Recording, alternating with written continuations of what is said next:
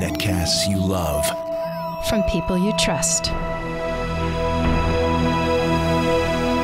This is Twit. Bandwidth for Know-How is brought to you by CacheFly. This episode of Know-How is brought to you by Lighthouse. Lighthouse is the only security camera powered by the same technology that's in self-driving cars. Visit www.light.house/twit to sign up for 15% off Lighthouse when they ship and a chance to win a free Lighthouse plus a year of service. See site for contest rules. And by iFixit, the free online repair manual for everything. Before you start your next build or fix, head over to ifixit.com/twit to snag the fully loaded ProTech Toolkit for only $59.95 and check out their array of high-quality parts, tools, and guides. Today on Know-How, we're going to be secure in your Googles.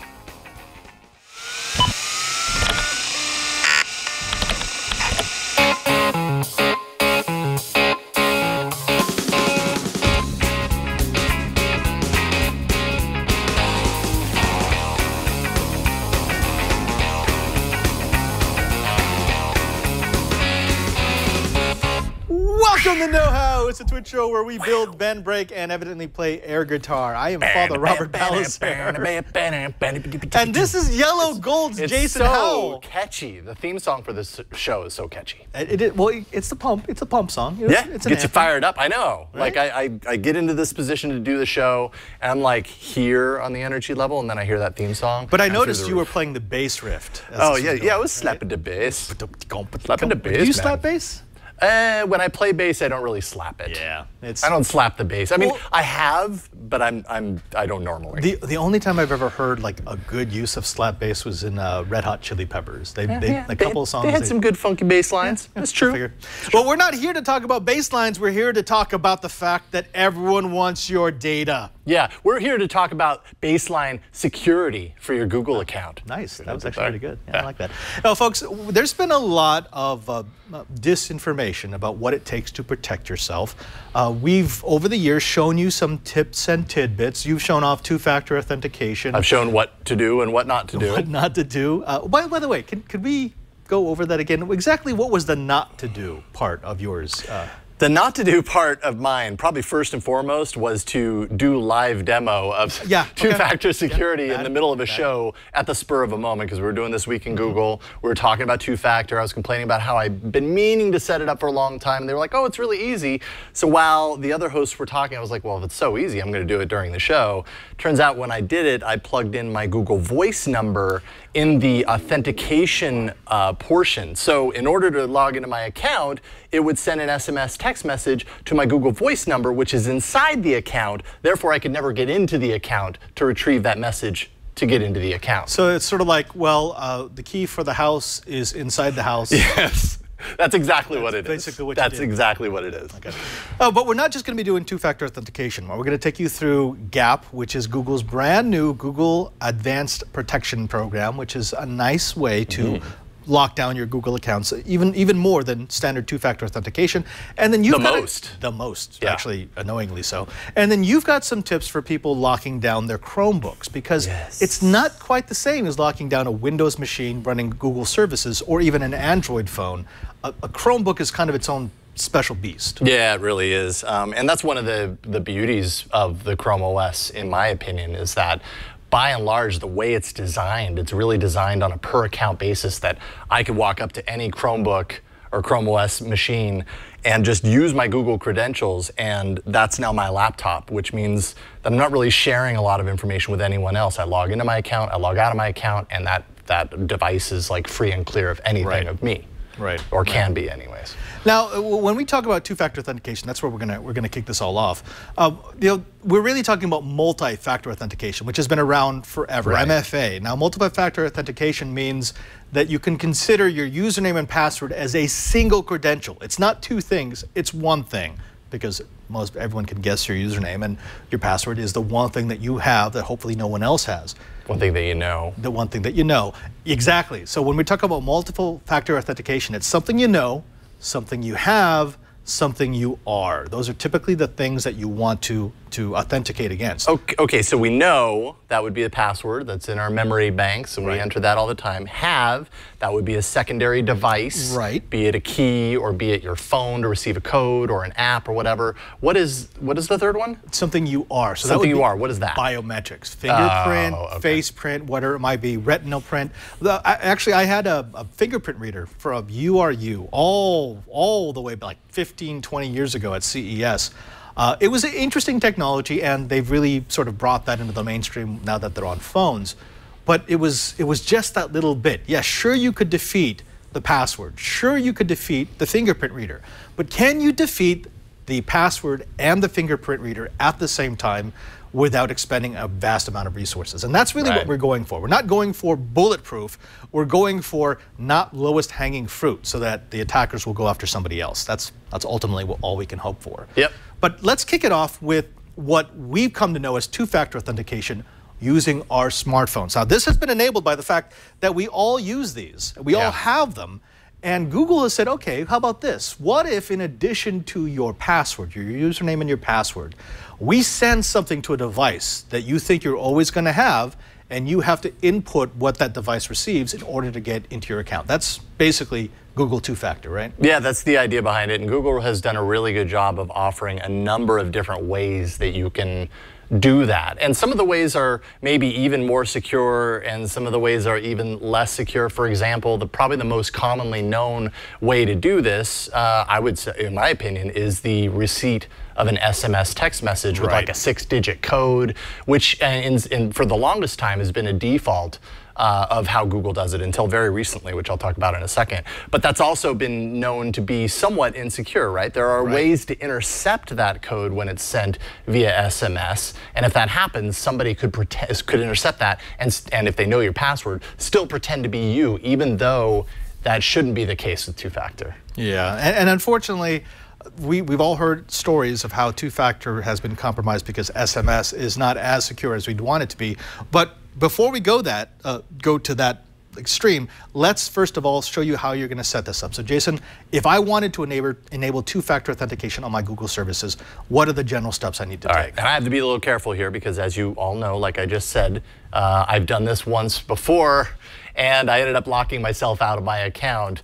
I also don't want to reveal too much information about me and my process, and that's kind of a challenge. So it's hard to kind of talk about this and show it off without potentially revealing something. So I'm going to do my best. You're not going to see the entire step-by-step process, but you're going to see pieces of it. If you want to start setting up your Google account for this, you go to myaccount.google.com. This is a long URL, by the way, /security, /sign-in options, /2-step verification with dashes in between. Right. All right, we'll have that in the show notes. myaccount.google.com /security /sign-in options /2-step verification. Now, when you do that for the very first time, it's going to ask you for a phone number as kind of the baseline. What is your phone number so that no matter what, when we set this up, we have a safe fallback depending on all the other settings that you set up. And you're going to want to provide a phone number there. Now, what I did wrong with This Week in Google is that I provided my Google Voice number. And which I do all the time because that's the number I give to people. Exactly. Yeah. That's the number that I use and that I give to people. But the problem there is that you end up leaving the keys inside the house and locking the house on your way out.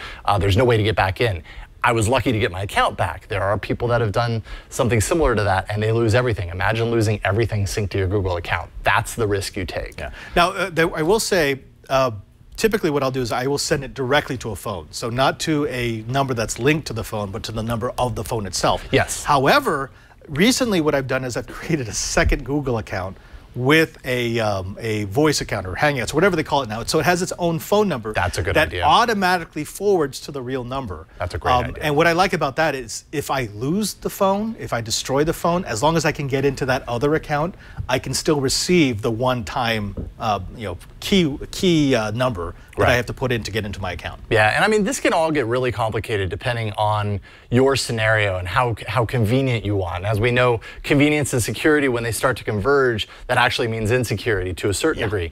But, you know, why would you want to use a Google Voice number? You know, another reason is because when you're sitting at your desk, if you have notifications on from that Google Voice number, in your browser. You'd get that, Awesome. you would get that code instead of on the device and have to pull the device out. You get a little notification on your browser window where you already are and just, you know, type it in. But again, you're now kind of breaking down that security wall a little bit and passing that very secret code around to places that make you a little less secure. It's convenience, yeah. Yeah, so exactly. a lot of us are willing to give a little bit of the security for a little extra convenience. So it's all about, you know, what are you comfortable with? Now, very recently, Google switched over, I think even a few months ago, to something called Google Prompt. And Alex, you can take my screen for this. This is my kind of like setup screen. I love this. Right now. And you can see down here, add Google Prompt. And basically what this is kind of the new default for the most part. You still have to enter in your phone number because that's like a fallback, but they're opting for this instead. And it's similar to receiving an SMS code on your device, except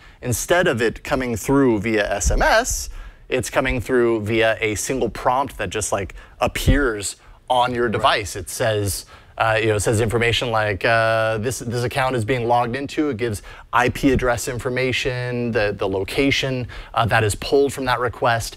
Trying to sign into this account. Is that you, and are you okay with it? And you get a simple yes or a simple no to tap on your phone. So instead of having to like remember this code and go into the computer and enter it all in, you just unlock your phone, you tap yes, and boom, the account that you're trying to sign in on lets you in automatically. Now, what I like about that is it's not using a phone number. So it's not using SMS. It's actually using a registered device. So when I set up my phone and I tell it this is my Google account and this is my password, it will register with the Google system. And then I can choose which phone it asks for verification. It's not going to the phone number. In fact, I don't even have to have a SIM card. As long as it's connected to the internet in some way, I will get a prompt on my phone every time I want to log in on a new device or when I expire all my devices saying, hey, I just got a login attempt from XYZ. Do you want to allow this? And if I hit no, it just kills it in its tracks, which is nice because it also means that if someone keeps trying to hit my account to break in,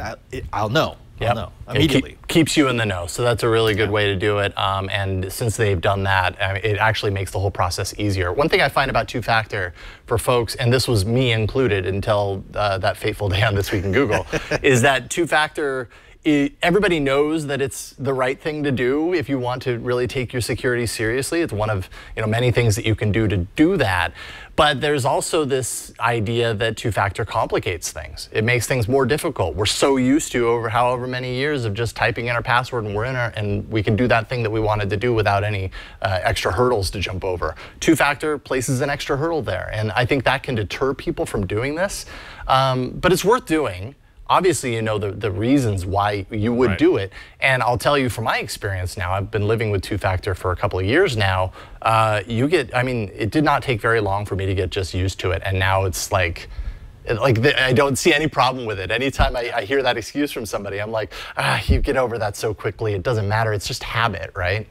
It's just one extra tiny little step. And the thing is, two-factor or multi-factor authentication, it's become table stakes. It really has. It's where you start. And if you don't start there, that means you are low-hanging fruit. I'm sorry, that's just the truth. I don't care how strong your password is. If you do not have a second factor that is not easily guessable, that is not easily obtainable by just information that's on the internet, well, then you aren't really protected. And I think that's the mindset that we need to push on our loved ones. So as you all go home for the Thanksgiving weekend, tell everyone if they don't have two-factor authentication turned on, essentially it's like they're not protected at all. Right. So we've got Google Prompt, kind of the new default. SMS, again, the old default method. That code is texted to your phone, so kind of be careful with that. But it's nice to have as a fallback, right? If anything else happens with your account, you have a hard time, you can kind of go in there as a secondary measure and say, hey, send me a message right now with a code, and that'll get you in now. Other options, and you can take my screen if you like there, Alex, so you can see Google Prompt up at the top. Authenticator app, and this was kind of my preferred method on Google accounts and all sorts of other accounts. until the one tap started happening. And Authenticator app is, Google has Google Authenticator.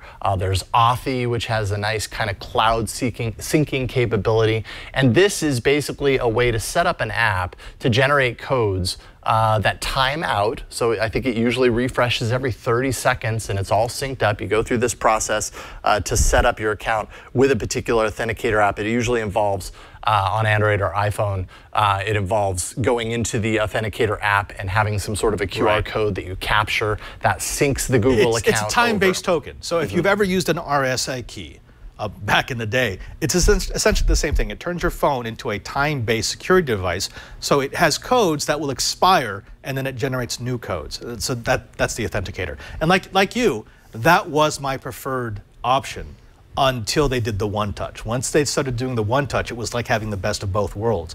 It was a unique time-based code, but I didn't have to enter it into a security screen after I've tried to log in. Right.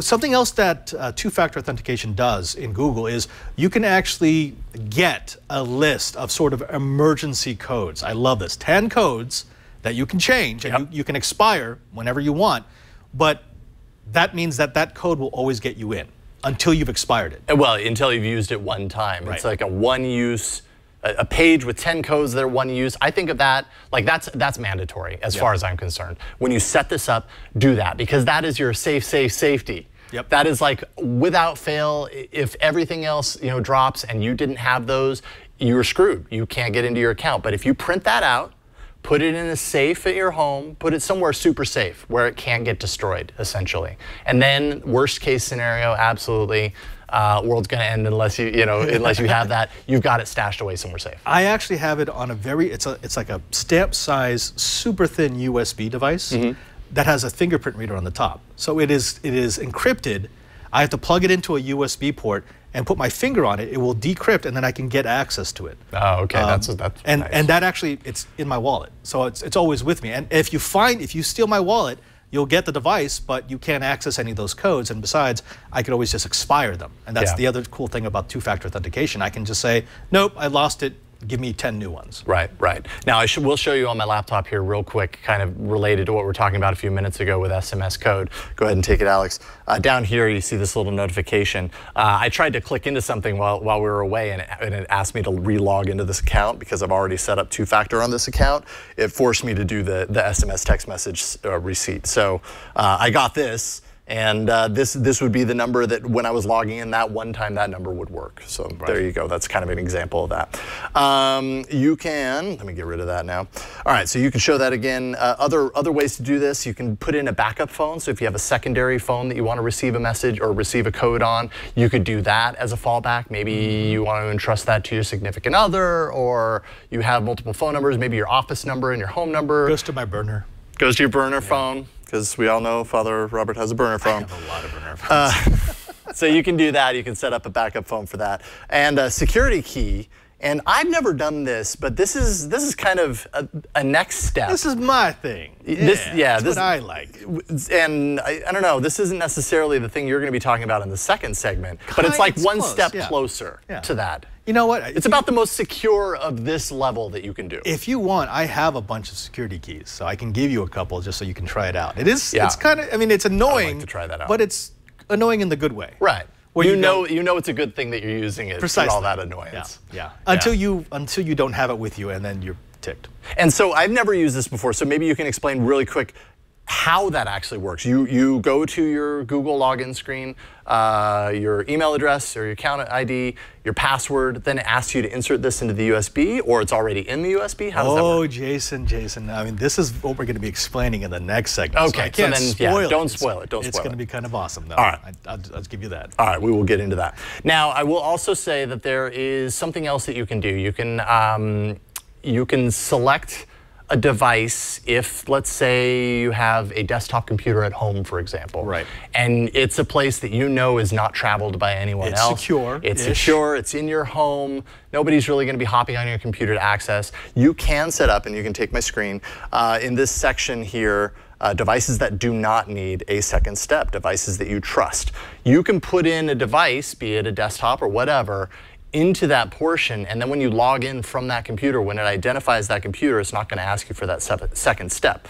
So that gets you in quicker. But again, it goes back to the convenience and security, and this is one less hurdle, one more way for someone to get access to your account.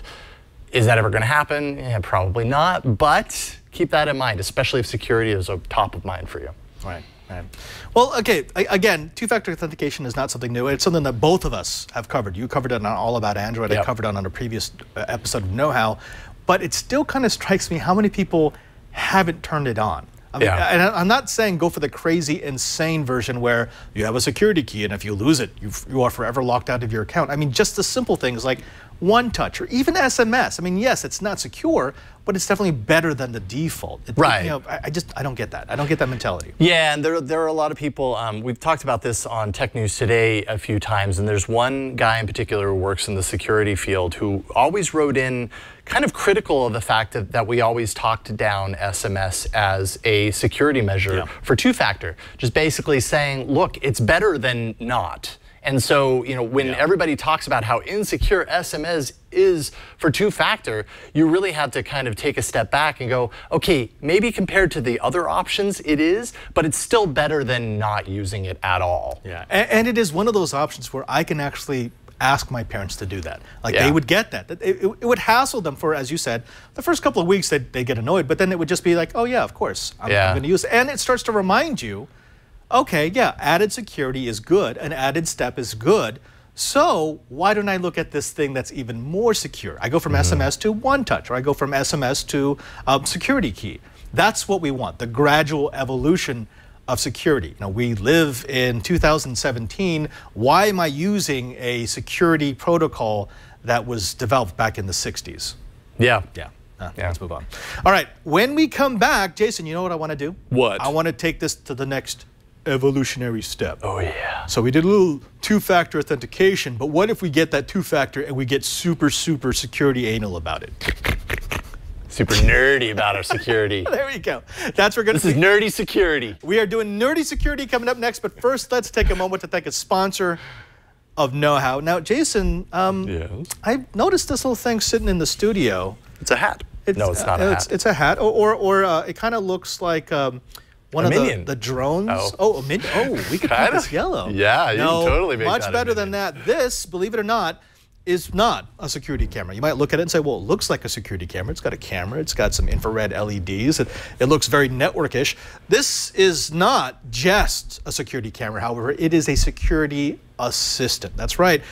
This episode of Know How is sponsored by Lighthouse. Now, Lighthouse took the security camera concept and they made it 1,000 times better because they understand the biggest pet peeve of any security system are false positives. I don't care how advanced your system might be, but maybe the changing of a light or the movement of a tree in the breeze will set it off, and next thing you know, you're getting text messages and emails about a security situation that doesn't exist. Well, that only has to happen a couple of times before you just start ignoring it.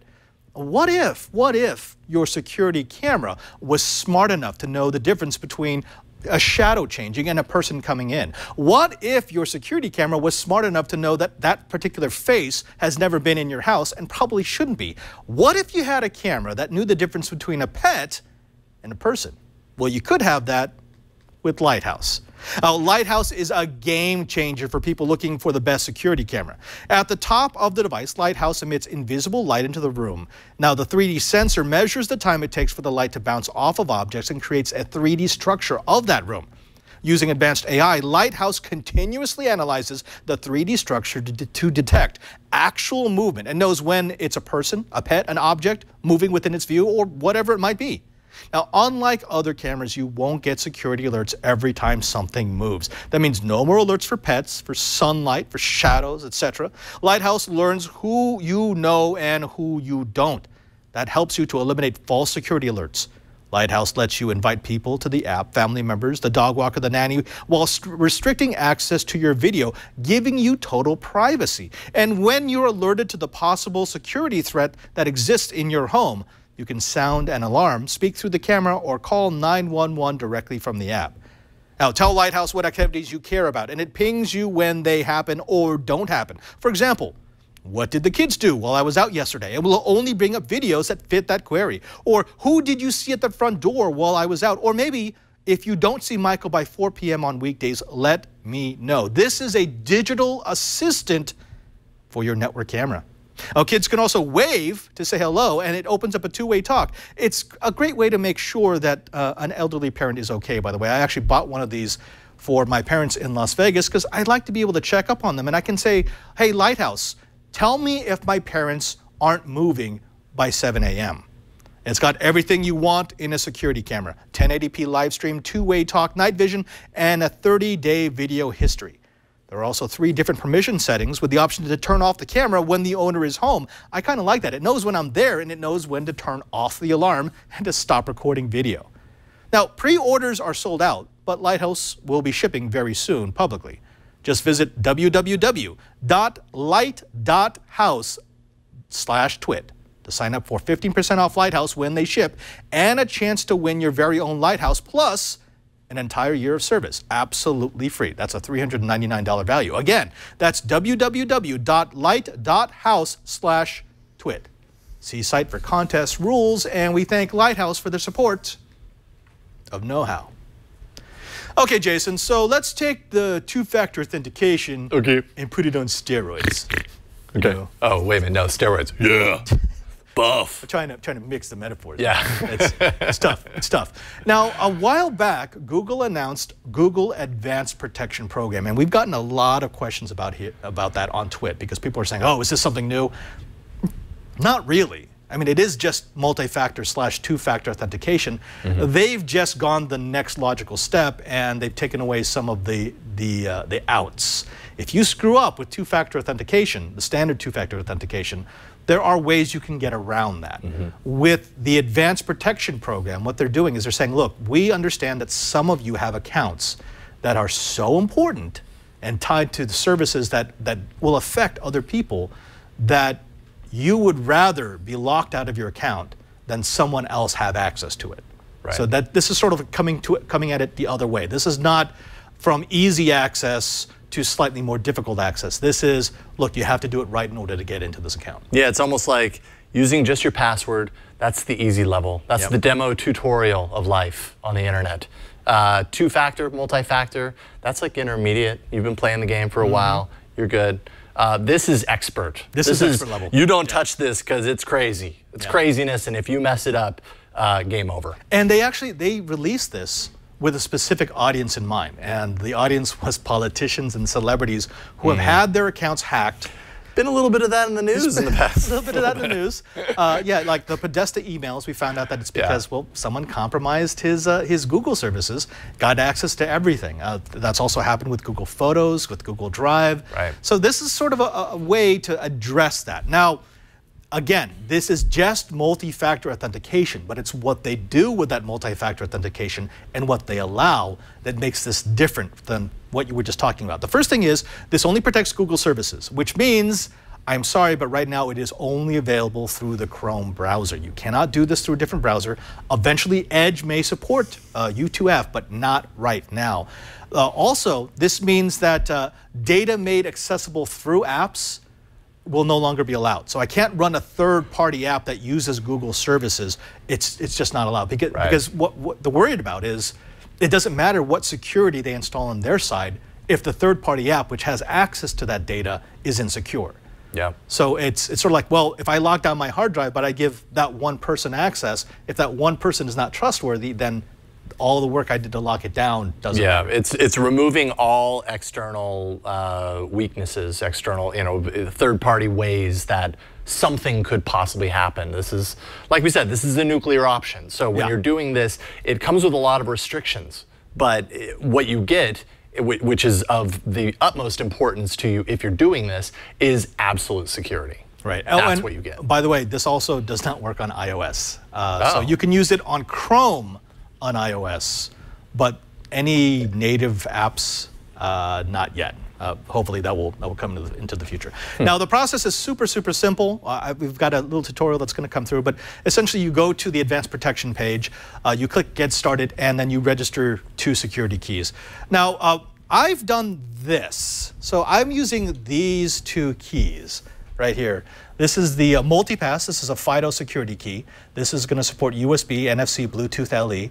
This is U2F certified. That's universal second factor. Are you logging into your account right now? Well, it's trying to. And then there's this one. This is a Yubico or YubiKey FIDO. Ah, yes. This is about $25. This is about $18. You need two of these, at least two of these to kick this off. Oh, wow. I'll explain that. But let's talk a little bit about U2F, because this is important. You have to understand how the technology works before you enable it, otherwise you might get frustrated. Now, universal second factor, or U2F, is something that was designed to use either USB or NFC. So you had to have contact with the device. It was supported by Chrome since version 38 and Opera since version 40. It works for Google, for Dropbox, for Facebook, for others. It's an open standard, so a lot of people have tried it. Now, Alex, if you go to the graphic, this is how it works. So let's say you log into a service with a browser. So that's that middle line right there. You send your username and password to the server. The server then verifies that username and password, and it generates a challenge.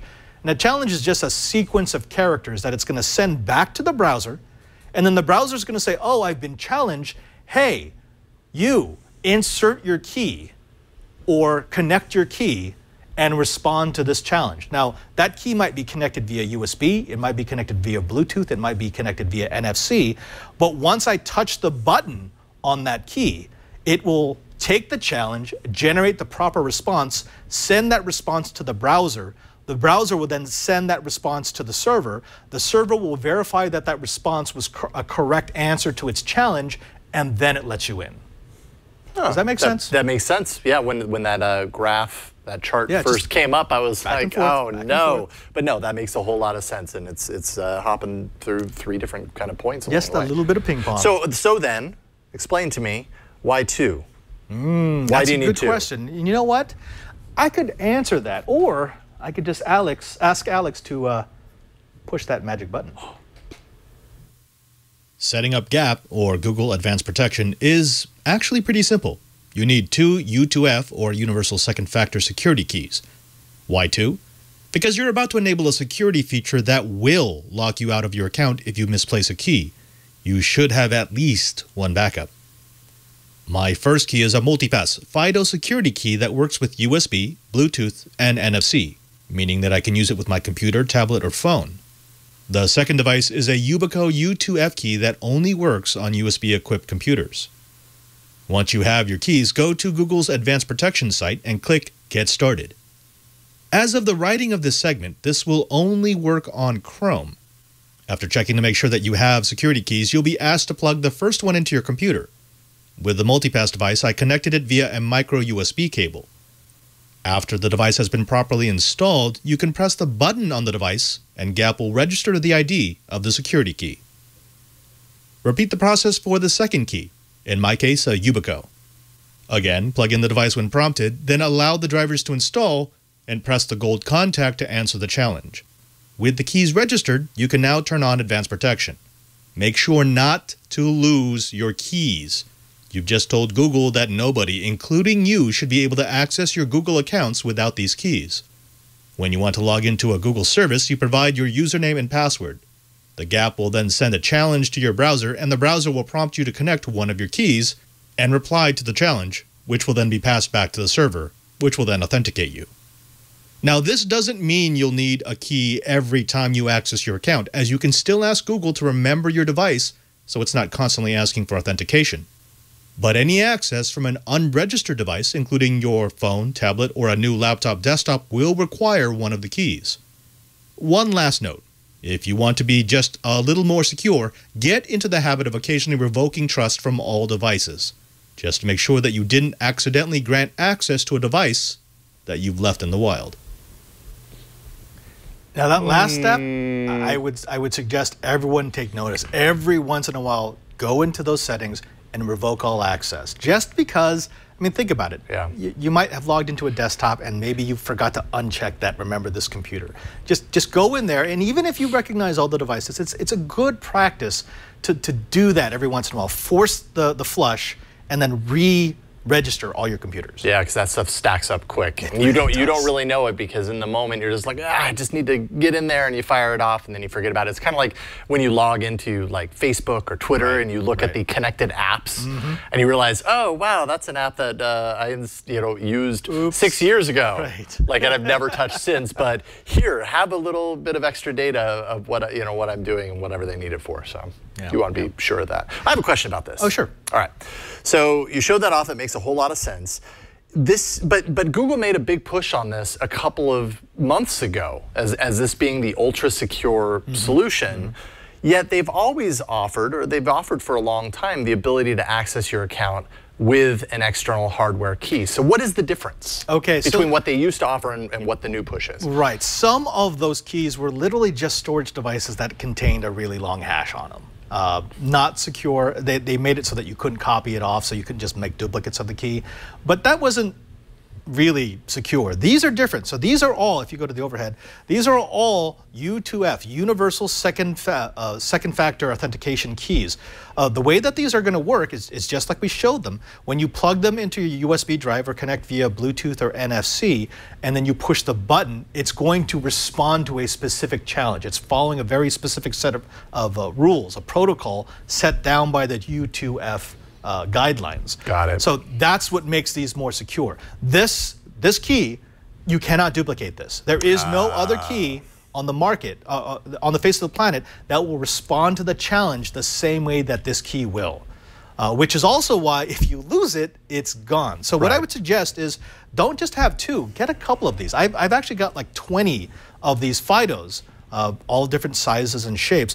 They work exceptionally well. These are not too expensive. You can get these down for $10 if you get enough of them. This is a bit more expensive, and the only reason for that is because it also does NFC and Bluetooth. Because if you want to use GAPP on your phone, you need a way to connect. Yeah, right. You're not going to plug this into your phone. So this would almost be your primary, because that gets into everything. This would be your secondary, as like precisely. This. Closer to $30, I can plug it in via USB. I can plug it in via NFC just by tapping it. And if the phone doesn't have NFC, when you set up a new Google account, it will actually say, hey, I need a security key. Would you like me to turn on Bluetooth? You say yes. You hold the button for 5 seconds. It pairs automatically and then says, OK, I got the challenge. You're good to go. Now, remember, the first time you set this up, it's also going to start trusting those devices unless you specifically tell it not to. That's a default checkbox. Kind of don't like that. I wish it defaulted to not trusting the device. But let me show you how it works really quickly. So if you go to my computer, Alex, this should work because I unauthenticated everything the other night. I'm using this in an incognito browser because I don't want this logging in as me. I'm going to have it log in as our test account, which is called Owned How. Get it? Because it's owned. Okay, never mind. All right, so I got my standard username and password, and then it should do this. So it's telling me to plug it in. So I'm going to go ahead and plug this in. And Jason, if you take a look, actually, let's move this over here so people can take a look. Can you see that? There we go. Oh, yeah. See, it's starting to blink. Go ahead and touch that gold contact. Okay. There you go. And now go back to my computer. Oh, yeah, it totally worked. That's awesome. That's how that works. So it's like a touch, it's almost like a touch sensitive. Just touch sensitive, that's all it is. And like, for example, that same thing will also work on a Chromebook. Let me go ahead and disconnect this. Man, they need to like put fingerprint recognition in that little touchpad and one extra level of security. They could go, then it becomes 3-factor authentication. I know, right? It is something you know, something you have, and something really, how far do we want to take this? We could take it as far as you are willing to do it. Dang. Now, for Chrome, okay, you getting this, Alex? Okay. Hopefully. Oh, you know what? It's probably mirroring. Okay, so we're not. Or it might not be passing it through because you're on your password page. Well, actually, let's just go to the overhead instead. I'll open this up. Oop, the other way. Oh, there we go. Hey. Okay, so all we have to do is we're going to go ahead and add a person. So this is all in the Google ecosystem, and I'm going to sign in as Owned How. Owned How. That's a P, not an O. That's how I spell because I'm super late.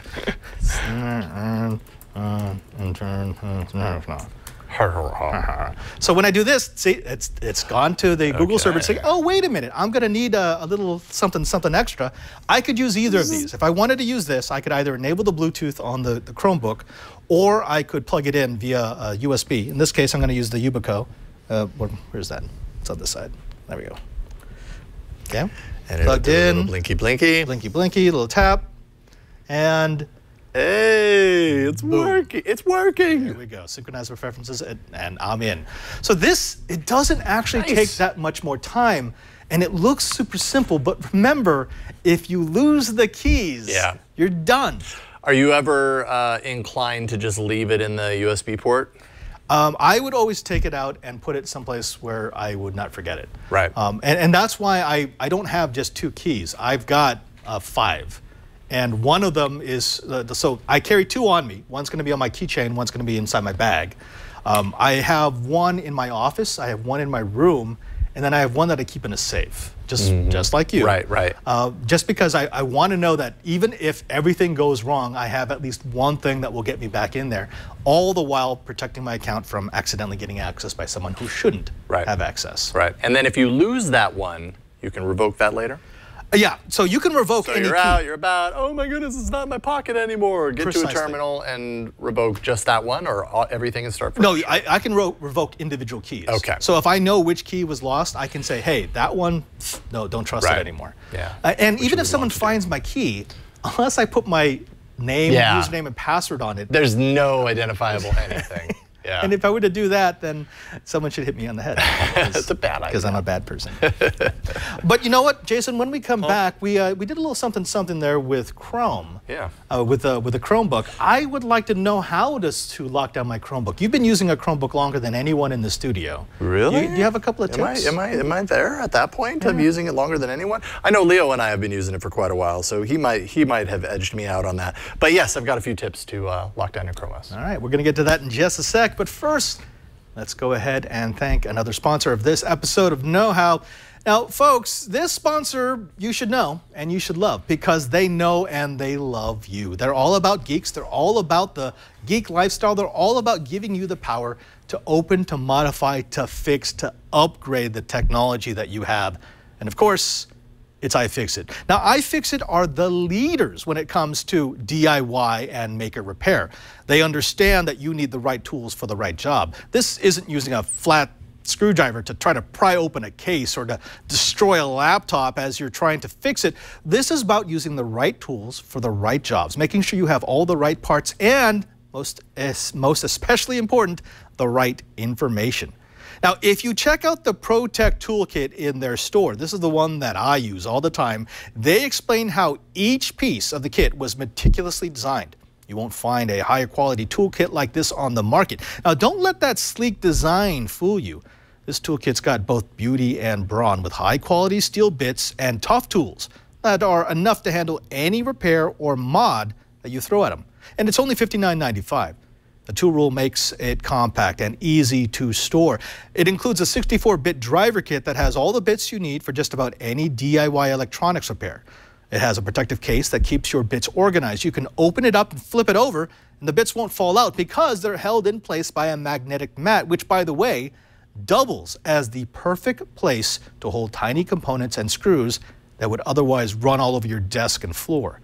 It's also got a swivel top magnetic precision driver and a flex extension, which is also magnetic, to help you get to those hard to reach screws.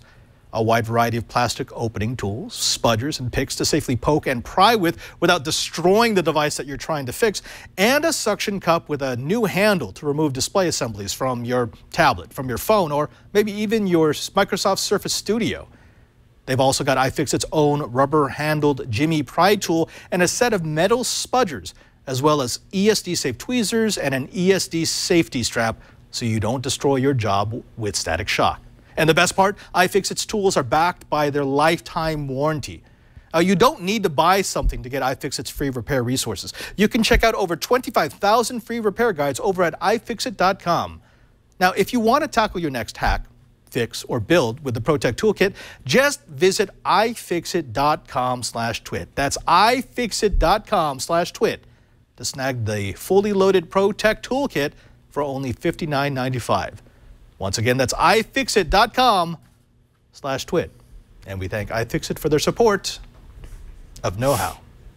All right, so I've got the easy way to secure my phone. Okay. I've got the more complicated, slightly scary way to secure all my Google services. Yeah. But what about my Chromebook? I mean, I love my Chromebook. This thing it's a wonder. It lasts forever on battery. Yeah. Super simple to manage. I gave one each to my parents because I don't have to worry about them getting viruses. But the security is still a bit of a mystery for me. I haven't spent a lot of time locking it down. What things should I do? Well, there's different elements to locking down your Chrome OS or your Chromebook, whatever you happen to have.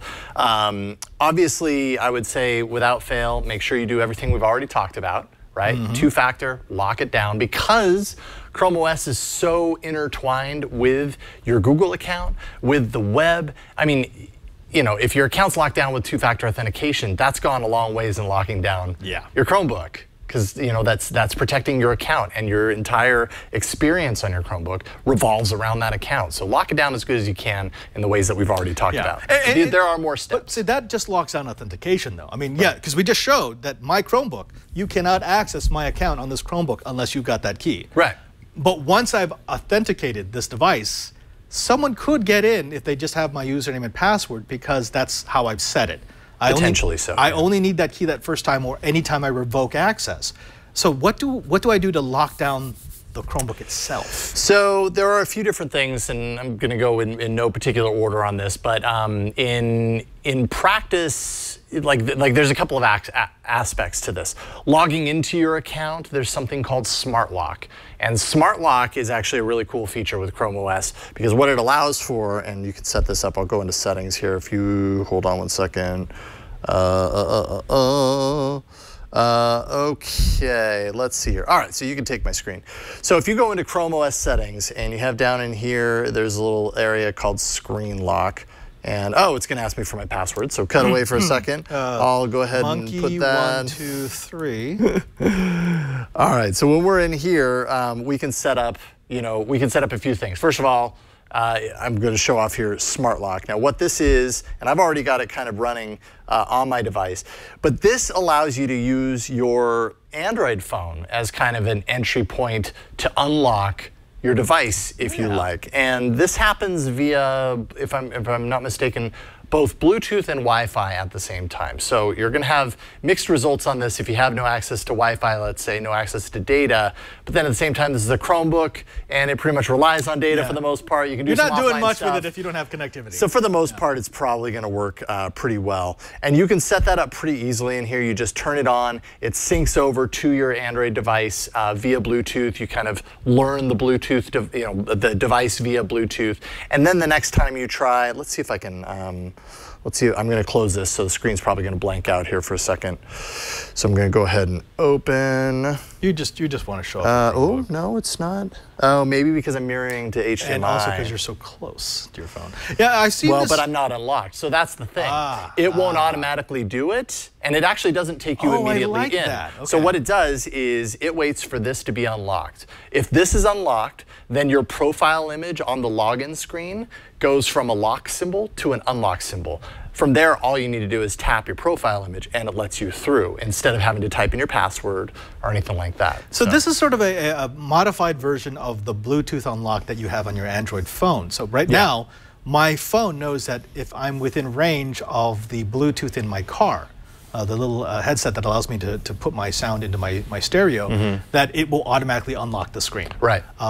This is slightly different in that, yes, it uses the same technology. It's if I'm close enough to the device, but it also says unless the device is unlocked, don't unlock the Chromebook. And that's good because it means someone can't just take my phone in the office, go to my Chromebook, and my Chromebook thinks it's me. Yeah, and you're going to have your phone locked down, of course, right? You're going to have this secure as well. You had better. So it's only going to, and you can also determine how close the phone needs to be to the laptop for it to work. So you could set it incredibly close, have to basically set it on top of the laptop in order for it to work, and that's an extra layer. And that's actually what I would want. I don't want this within 5 feet. I want don't make it too next to make the it overly convenient. Yeah. Because like we've said many times, that lessens your security. And if you want to do this, by the way, Chrome settings are awesome. You just go into Chrome settings, Chrome OS settings, and you do the search, and you can find all this stuff. So just do a search for Smart Lock. It takes you right there. Or you can go to Advanced Settings, Smart Lock for Chromebook, and you can set it all up. And I've had pretty good results. It doesn't work 100% of the time for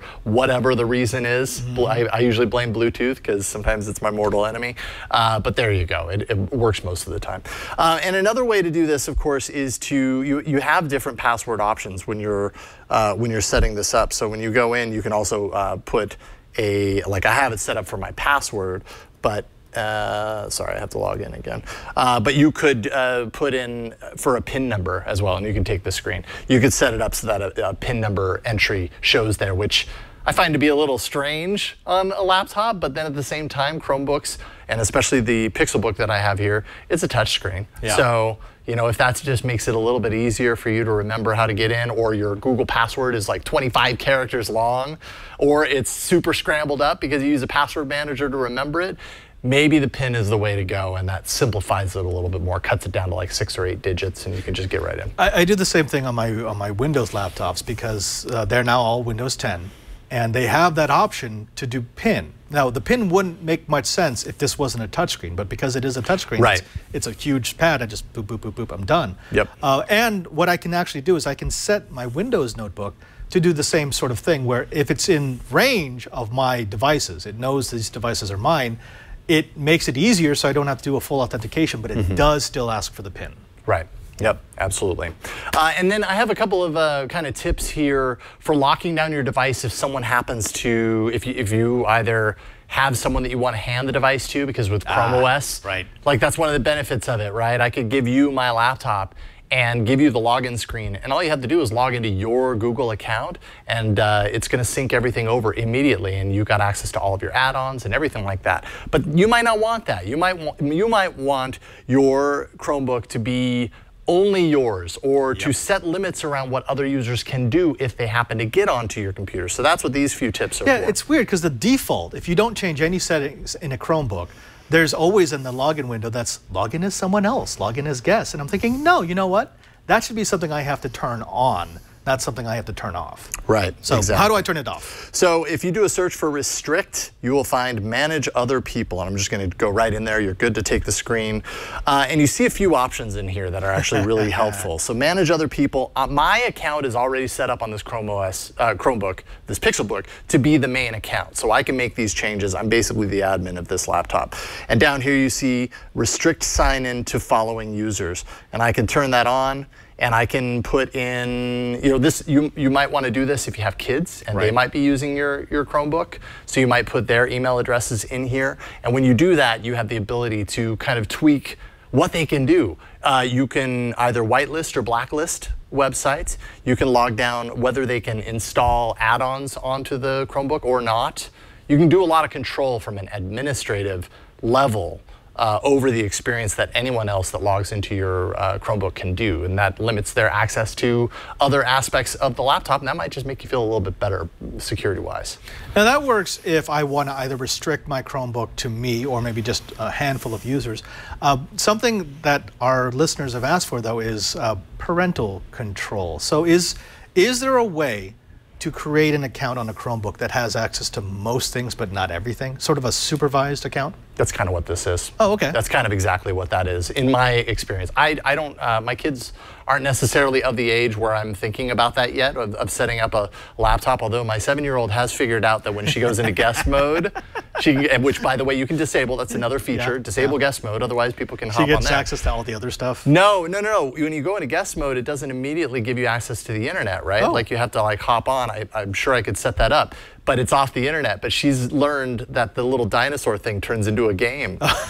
You know what I'm talking about, right? Yeah. On the web page where it's like, you are offline, it gives you this little image of a dinosaur or whatever. Here's something for you to do. I think if you hit space, it turns into a little running game where you can jump the dinosaur over things. So when she's bored, suddenly she's on my Pixelbook playing the little dinosaur jumping game. So she's figured that out. Maybe it is time for me to lock down her account, but I believe this is the way that you do that. I mean, if you because you can say, all websites are off limits except for pbskids.com or except for whatever. Or you could do it in the reverse. Everything's okay except for the obvious ones. If you don't lock it down, Jason, she's going to end up on YouTube watching algorithmically generated YouTube videos. Stop. You know it. You know that's going to happen. This is all a dream. This is a nightmare. Wake up. Wake up.